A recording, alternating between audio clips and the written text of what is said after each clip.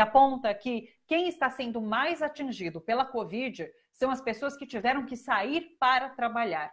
Pois é, esse cruzamento de dados do Instituto Polis, em parceria com o Lab Cidade, que é um laboratório de pesquisa e extensão da Faculdade de Arquitetura e Urbanismo da USP, e esse levantamento deixa evidente que quem saiu para trabalhar e realizou percursos longos de transporte coletivo é quem foi mais impactado pelos óbitos ocorridos por conta da Covid-19. Sobre isso a gente conversa agora com o Henrique Frota, que é coordenador executivo do Instituto Polis. Oi, Henrique, tudo bom? Oi, Thalita, boa tarde. Prazer estar aqui contribuindo novamente com Bom para Todos. A gente que agradece demais sempre as suas participações. Henrique, conta pra gente então um pouquinho sobre o que vocês descobriram a partir do cruzamento e levantamento desses dados. Olha, Thalita, desde o início da pandemia, né, nos últimos pelo menos 4 meses, nós temos percebido, a partir das análises territoriais que o Instituto Polis tem feito com parceiros, inclusive o Lab Cidade, né, da USP, que é muito importante a gente saber o perfil territorial de como a pandemia também tem se comportado. Nós temos muitas informações sobre o perfil social das pessoas contaminadas, especialmente as hospitalizadas e as que vêm a óbito, mas existem aspectos que o território revela e que são muito importantes. Então, boa parte das nossas pesquisas são dedicadas a entender como que no território da cidade de São Paulo, e certamente há conclusões que podem ser levadas também para outras cidades, a esse comportamento, né? Especialmente nesse momento em que nós já estamos falando de reabertura, de flexibilização de diversos setores da economia aqui na cidade. Então, especificamente sobre esse levantamento feito no sistema de transporte, nós usamos dados da SP Trans, usamos dados também da pesquisa de origem e destino, que cruzados nos permitem entender o local de moradia e para onde se deslocam as pessoas que residem e que trabalham na cidade de São Paulo. E nós cruzamos esses dados no território do município também com as informações de vulnerabilidade e com as informações relativas à contaminação do coronavírus, hospitalizações e óbitos. E o que foi que nós descobrimos? Existe uma coincidência enorme, e aí nós podemos dizer que realmente a correlação é bem direta entre os territórios que têm sido mais afetados pela pandemia de maneira grave, com índices de óbitos super elevados, são os mesmos territórios da onde saem e, portanto, onde residem essas pessoas que na cidade de São Paulo têm que se submeter, né, às jornadas de deslocamento, né, principalmente para finalidades de trabalho. Nós não estávamos considerando nesse levantamento de dados deslocamentos nem para lazer, nem deslocamentos para compras perto de casa, como supermercado. Nós estávamos considerando jornadas de deslocamento casa-trabalho, principalmente. Até porque as escolas também estão paralisadas, né? Então, também não foi considerado deslocamentos para escolas, porque isso não está acontecendo. Então, aí no mapa nós podemos ver que as zonas principais em vermelho coincidem com as zonas onde há grandes índices, né, de hospitalização, né, que é esse achurado mais em cinza. Então, a gente pode destacar alguns focos. A região central de São Paulo, né, região da Sé, principalmente, mas também há focos muito importantes na periferia da capital.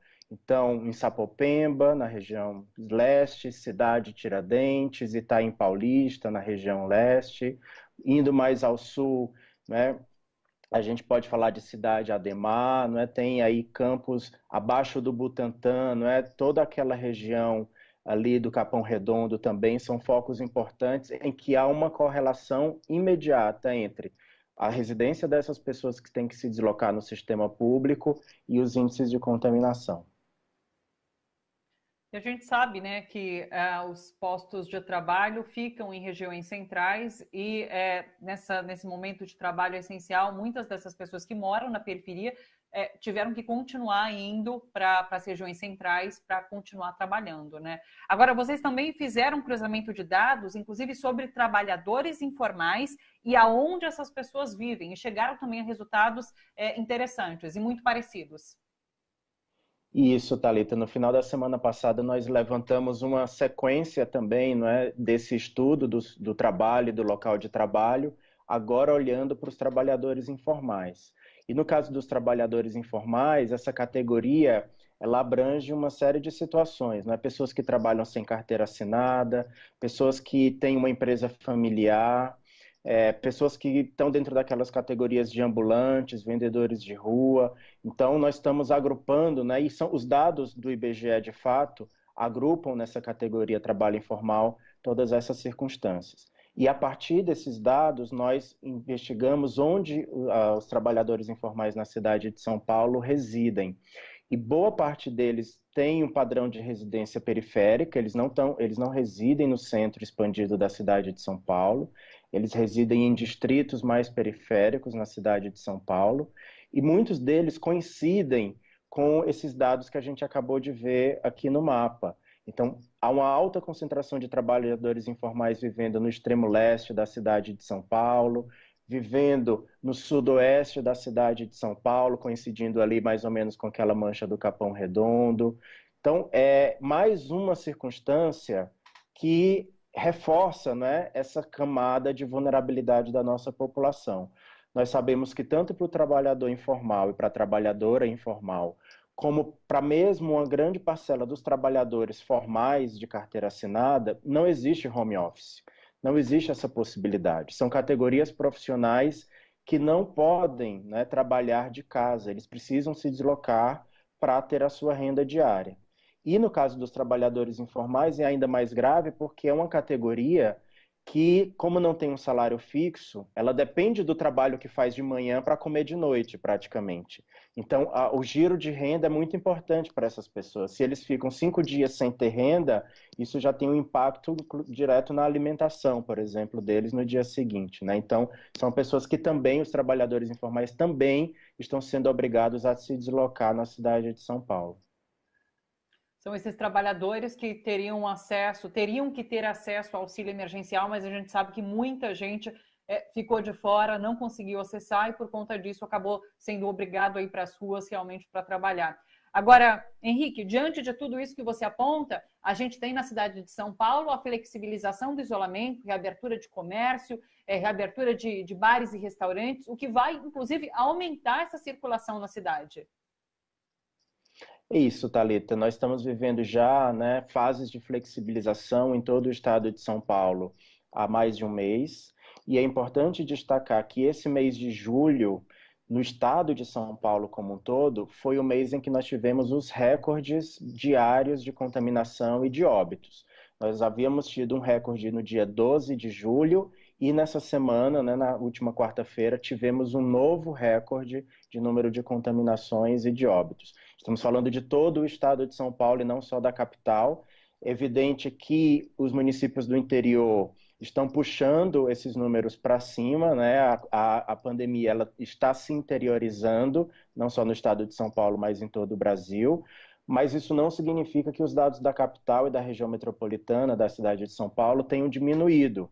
Houve um aumento também nesses territórios ao longo do mês de julho, e especialmente essa semana nós percebemos que houve um aumento, inferior ao aumento percebido na capital, mas houve no interior, mas houve um aumento também percebido na capital. Isso significa que, se estamos vivendo a flexibilização e os índices têm aumentado, nós temos que analisar como essa flexibilização tem se comportado nesses territórios, porque há uma distribuição desigual também dos impactos da flexibilização. Nós temos percebido um padrão em que a região central, ou os bairros, os distritos da cidade de São Paulo, que têm melhores condições de estrutura e que são ocupados por camadas da população com a renda maior, eles estão mais protegidos, enquanto bairros periféricos, sem infraestrutura e que são ocupados por uma população mais pobre, são mais desprotegidos. Então, essa flexibilização vai gerar mais circulação na cidade e, sim, vai haver uma tendência de uma nova onda de contaminação, mas destacando que o impacto não é igual no território, né? A periferia continuará sofrendo mais do que o centro valorizado da cidade. E a prefeitura, pelo menos, continua não apresentando nenhuma medida de proteção para essas pessoas que serão obrigadas a voltar ao trabalho nesse momento, né? Além do uso de máscara, a gente provavelmente vai ver os ônibus se enchendo cada vez mais nesse momento. Sim, e vale lembrar, inclusive, Thalita, que nós estamos no município de São Paulo essa semana. Para conseguir que 100% da frota circulasse, foi necessário uma decisão judicial. Então, até o início dessa semana, o município ainda não estava com 100% da frota de ônibus circulando, mesmo com a decisão judicial. Houve dias que ficou em torno de 84%.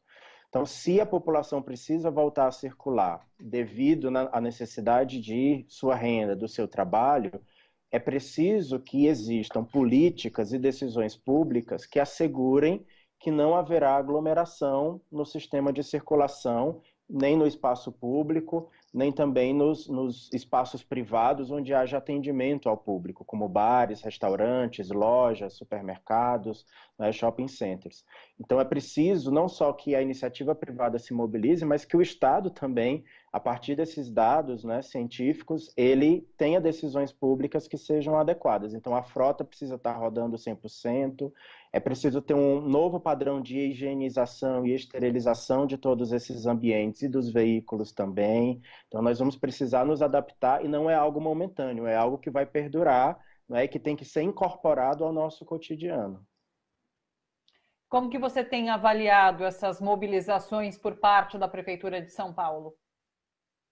Olha, a Prefeitura de São Paulo, desde o primeiro momento, tem estabelecido, né, no seu gabinete de crise e no gabinete que faz a gestão da pandemia, uma quantidade de especialistas grande. A Prefeitura de São Paulo tem se aberto, né, aos dados que vêm da sociedade civil. Então, muitos dados que são produzidos pela universidade, os próprios dados que são analisados pelo Instituto Polis, nós levamos ao conhecimento também do município de São Paulo e eles têm sido considerados na medida do possível. Então, nós estamos entendendo que esse é um momento, né, de união, né, dos esforços, união das inteligências de todos os setores, também para que a gente consiga lidar, né, da melhor maneira possível diante da pandemia. Agora, certamente, o setor público ele sofre pressões também de setores empresariais. Muitas vezes a decisão pública ela visa atender, né, determinados segmentos econômicos e, nesse sentido, não são decisões necessariamente mais adequadas do ponto de vista da saúde pública ou do ponto de vista do interesse de maior parte da população. Então, existe um tensionamento de forças também que opera do ponto de vista da decisão pública, e isso precisa ser observado. Nesse momento, no nosso entender, o que deve prevalecer é o interesse da população de manter-se viva, manter-se preservada, manter-se com alimentação garantida. Por isso que nós continuamos insistindo, né, na necessidade do auxílio emergencial e também na necessidade de mantermos uma parcela da população significativa ainda protegida em suas residências, dentro do possível. Henrique Frota, coordenador executivo do Instituto Polis, que participa quinzenalmente aqui com a gente. Henrique, muito agradecida pela participação. Até a próxima. Uma boa tarde para você. Obrigado. Obrigado, Thalita. Boa tarde.